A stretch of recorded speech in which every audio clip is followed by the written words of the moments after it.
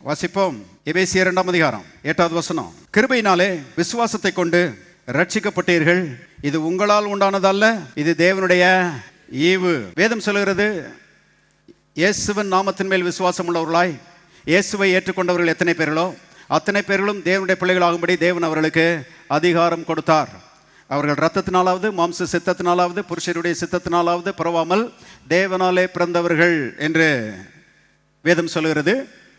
பாருங்க, இந்த உலகத்தில் 2 கூட்டம் இருக்கிறது என்று வேதம் சொல்லுகிறது. ஒன்று தேவனுடைய பிள்ளைகள் என்கிற கூட்டம், அடுத்தது தேவனுடைய பிள்ளைகள் அல்லாதவர்கள் என்கிற கூட்டம்.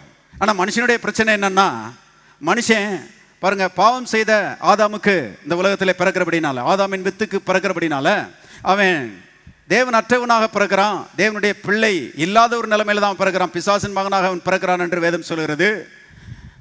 பாருங்க, தேவனுடைய குடும்பத்துக்கு வெளியே அவன் பிறக்கிறதுனால தேவனுடைய ஆசீர்வாதங்கள் எதுவும் மனுஷனுடைய வாழ்க்கையில வந்து பலிக்க மாட்டேங்குது. மனுஷன் வெறுமையானவனாக, ஆசீர்வாதம் இல்லாதவனாக, பாவ சாப ரோகங்கள் தரித்திரங்கள் சாபங்கள் நிறைந்த ஒரு வாழ்க்கை வாழ்கிறவனாக மனுஷன் இந்த உலகத்துல பிறகுறான். ஆகவே இயேசு மனுஷனுடைய பாவத்துக்காக கல்வாரி சிலுவையில அடிக்கப்பட்டார், ரத்தத்தை சிந்தினாரு, மரித்து 3ஆம் நாள் உயிரோடு எழுந்து.